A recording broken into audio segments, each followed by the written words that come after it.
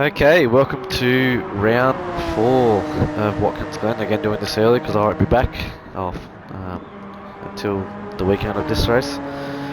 So let's go on the NSX.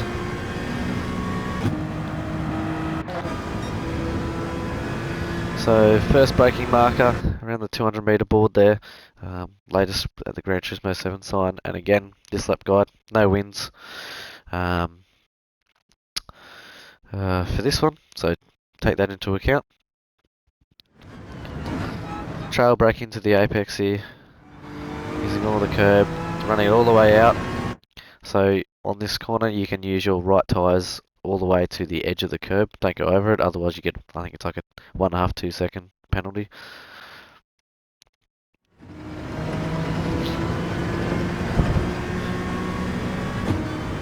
For this lap too, brake bias 1 to the rear.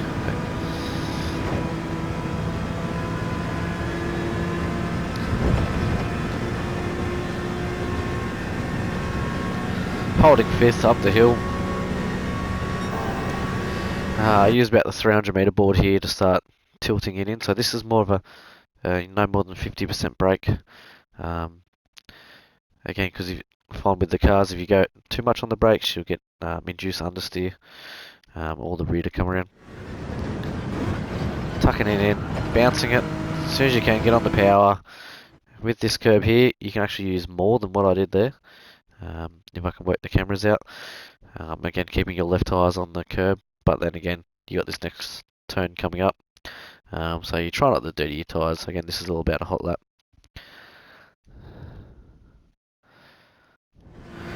Little dab of the brake just to get the front side of the load in, and then keeping it in 4th, getting it tucked into the yellow curbs to help bring it around, using all the track widths there.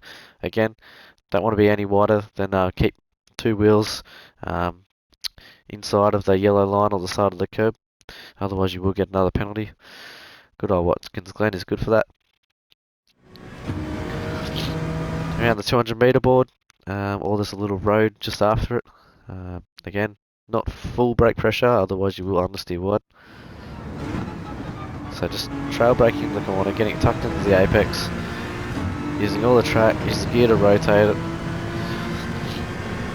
Down here I use the second, 200 metre board, or the second sign. You can almost go anywhere between that and the 100 metre.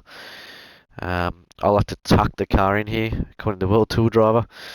He likes, you don't gain any time by actually leaving it out wide, but during the race you could save a bit of tyre wear that way. Getting it tucked in, down the second to get that, get on the throttle as early as you can. GR4s, you need that momentum up.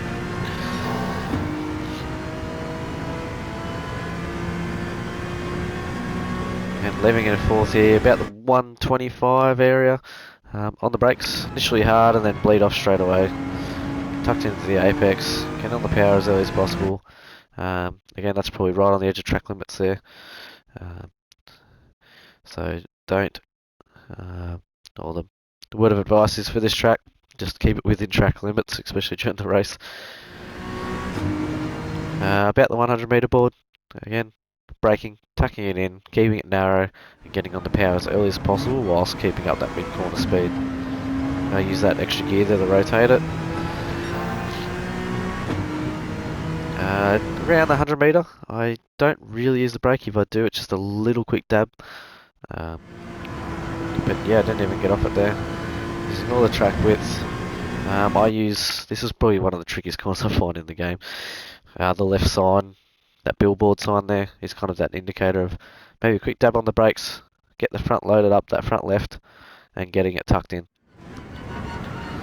Getting in the apex, using that gear to rotate at the apex, driving it out as much as possible.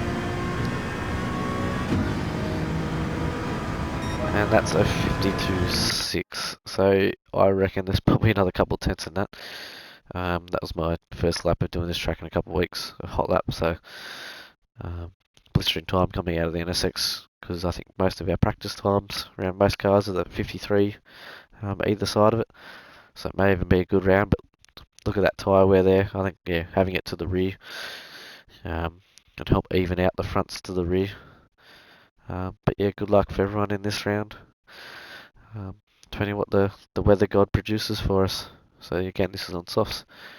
Again, I'll go back one lap, and you don't have to listen to my dulcet tones.